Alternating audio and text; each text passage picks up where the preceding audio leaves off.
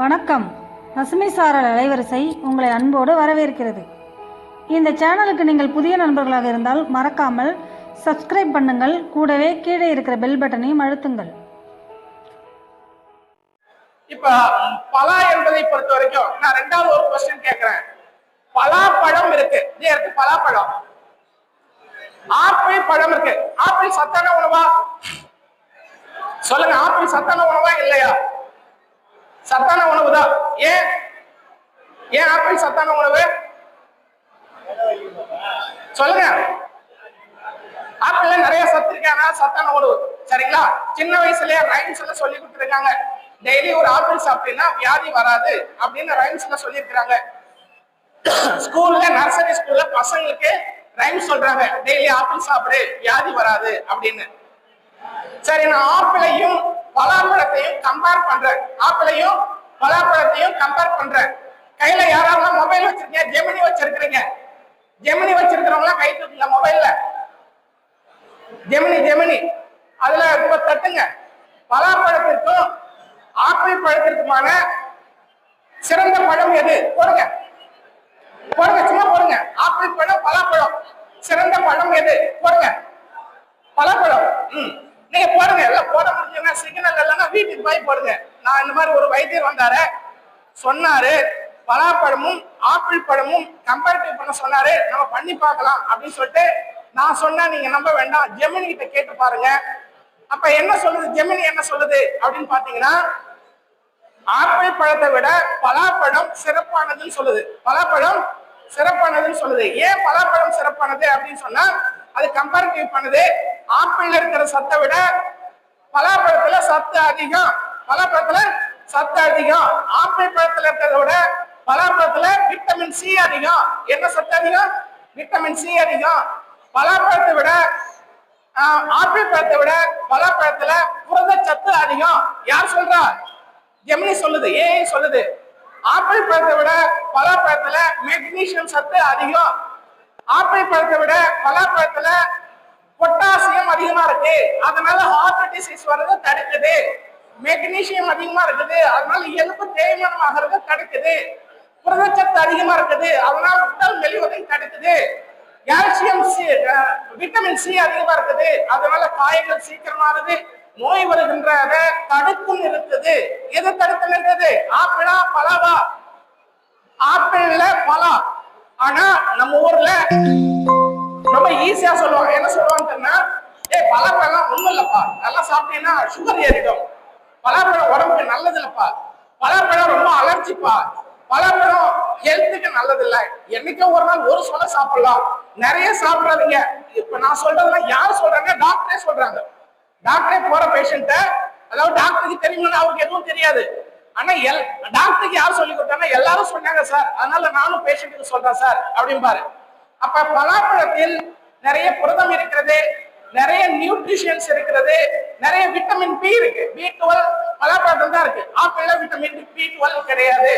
Vitamin K பலாப்பழத்தில் இருக்குது, magnesium இருக்கு. அதே மாதிரி மால் நியூட்ரிஷன், அந்த மால் நியூட்ரிஷனை சரி செய்யக்கூடிய சத்து பொருட்கள் எல்லாமே பலாப்பழத்தில் இருக்கு.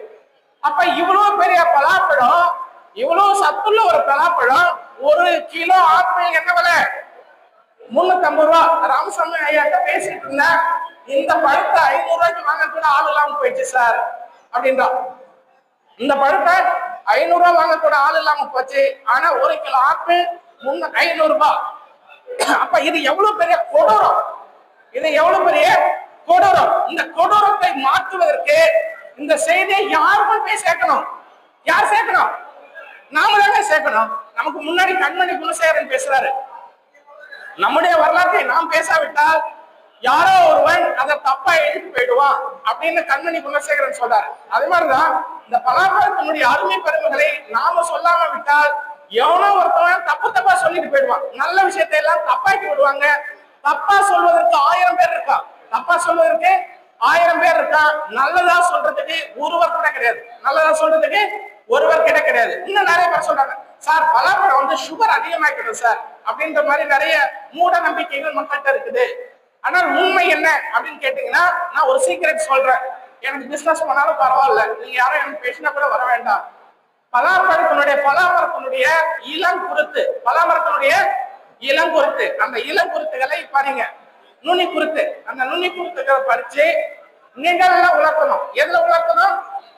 நிழல்ல உலர்த்தணும். நல்லா உலர்ந்த பிறகு அதை டீ இருக்கு இல்லையா, அந்த மாதிரி சின்ன சின்னதா பொடி பொடியா நறுக்கி வைத்துக் கொண்டு ஒரு தேக்கரண்டி அளவிற்கு வெந்நீர்ல போட்டு 2 நிமிடம் கொதிக்க வைத்து ஆற வச்சு நீங்க டெய்லி காலை மாலை 2 வேளை சாப்பிட்டு வந்தீங்கன்னா சர்க்கரை நோய் குறையுதுங்க. என்ன நோய் குறையுது? சர்க்கரை நோய் குறையுது. எதுல குறையுது? பலாமரத்தினுடைய கொழுந்து டீ. அந்த பலாமரத்தினுடைய கொழுந்து டீ நீங்க குடிச்சுட்டே வந்தீங்கன்னா சர்க்கரை நோய் குறையுது. பலாமரத்தினுடைய கொழுந்துல பொட்டாசியம் நிறைய இருக்கிறதுனால அது பிளட் பிரஷரையும் கம்மி பண்ணுது. நிறைய ஆட்கள், சார் நான் கிரீன் டீ சாப்பிடுறேன் சார் அப்படின்னு பெருமையா சொல்லுவாங்க, நான் லெமன் டீ சாப்பிடுறேன் சார் பெருமையா சொல்லுவாங்க.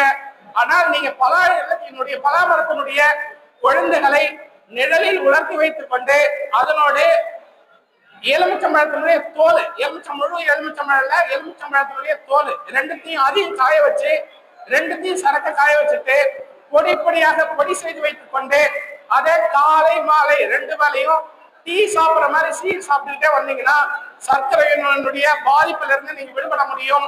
பிளட் பிரஷர்ல இருந்து, கொழுப்புகள்ல இருந்து அதை கரைக்கக்கூடிய ஆற்றல் அந்த பலா இலை கொழுந்துல இருக்கு. இது ஒரு விஷயம். 2வது, பலாமரத்தினுடைய பிஞ்சு, அந்த பலா பிஞ்சை பொறுத்த வரைக்கும் இப்ப நிறைய கல்யாண மண்டபங்கள்ல கல்யாணத்துல பலாக்காய் பிரியாணி அப்படின்னு சொல்லிட்டு இப்ப பிரியாணி போட ஆரம்பிச்சிட்டாங்க. அப்ப இந்த பலா பிஞ்சை எடுத்துட்டு அதை நம்ம நறுக்கி அதை கூட்டாகவோ இல்ல பிரியாணியாகவோ இல்ல அதை காய வைத்து மிக்சியில நல்லா பொடி பொடியா அரைச்சிட்டு சலித்து வைத்துக் கொண்டு அந்த பொடியை சாப்பிட்டுட்டே வந்தீங்கன்னா ஃபேட்டி லிவர். என்ன லிவர்?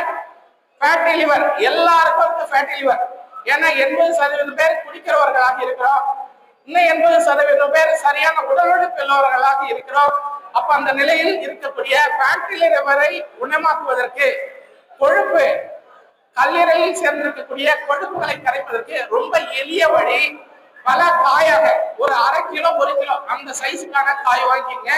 அதை எடுத்துட்டு மேல் தோல் சீவ விட்டுட்டு சிறு சிறு துண்டுகளாக நறுக்கி நல்ல வெயிலில காய வைத்து அதை மிக்சியில போட்டு அரைச்சு சலித்து அந்த பொடியை மட்டும் தினசரி காலை மாலை 2 வேளையும் சாப்பிட்டே வந்தீங்கன்னா அந்த ஃபேட்டி லிவரை இல்லாமல் செய்யுது.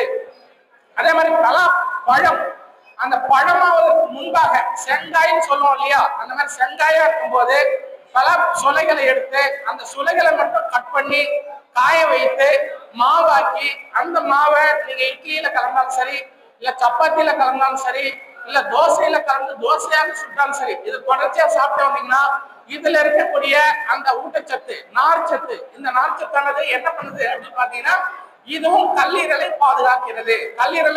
பாதுகாக்கிறது. இனி இந்த கல்லீரல் ஒண்ணும் பண்ண முடியாதுங்க, ரொம்ப டேமேஜ் ஆயிடுச்சு அப்படின்னு உங்க டாக்டர் சொல்லிட்டாரு அப்படின்னா அந்த நிலையில் நான் சொன்ன இந்த மருத்துவ குறிப்பு, என்ன மருத்துவ குறிப்பு?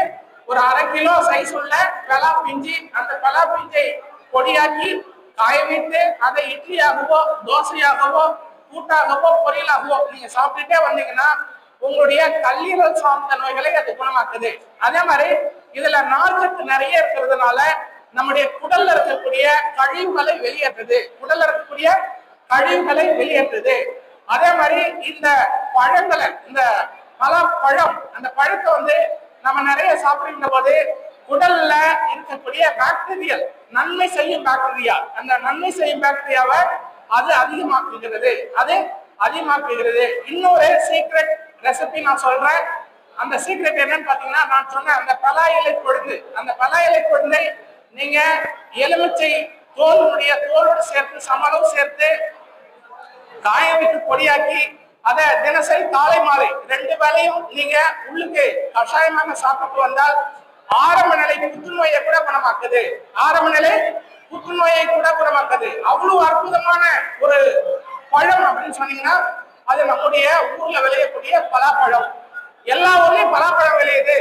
ஆனா பண்ருட்டி பலாவுக்கு மட்டும் ஒரு சிறப்பு இருக்கு. என்ன சிறப்பு அப்படின்னு பாத்தீங்கன்னா, அது இந்த ஊருடைய மண்ணு, இந்த ஊருடைய தண்ணி, இந்த ரெண்டும் சேருகின்ற போது மற்ற எல்லா ஊருடைய பலாப்பழத்தை விட உலகத்தின் ஆகச்சிறந்த பலாப்பழம் நம்முடைய பண்ருட்டி பழம் அப்படிங்கிறதுல நம்ம பெருமையாக சொல்லிக் கொள்ளலாம். அதனால இதற்கு முன்பு நீங்க பலாப்பழம் உடம்புக்கு தீங்கானது, பலாப்பழம் உடம்புக்கு நல்லது இல்ல, பலாப்பழம் சும்மா ஒரே ஒரு சொல்ல மட்டும் சாப்பிடலாம், அதிகமா சாப்பிடாதீங்க அப்படின்னு யாராவது சொன்னாங்கன்னா அதை நம்பாதீங்க. மற்ற எல்லா பழங்களையும் விட பலாப்பழம் நிறைய சாப்பிடுங்க. அதுவும் குறிப்பாக இந்த சீசன்ல, இந்த பலாப்பழம் வருகின்ற இந்த சீசன்ல நம்ம சாப்பிடுகின்ற போது மலச்சிக்கல் இல்லாமல் பார்த்துக்குது. பலாப்பழம் மலச்சிக்கல் இல்லாமல் பார்த்துக் கொள்கிறது. அதனால நம்முடைய மண்ணை பாதுகாக்கணும், நம்முடைய நீரை பாதுகாக்கணும், நம்முடைய பழங்களை பாதுகாக்கணும், நம்முடைய ஊரை பாதுகாக்கணும். அப்படின்னா இந்த செயற்கை விவசாயங்களை விட்டு இயற்கை விவசாயத்திற்கு பாருங்கள்.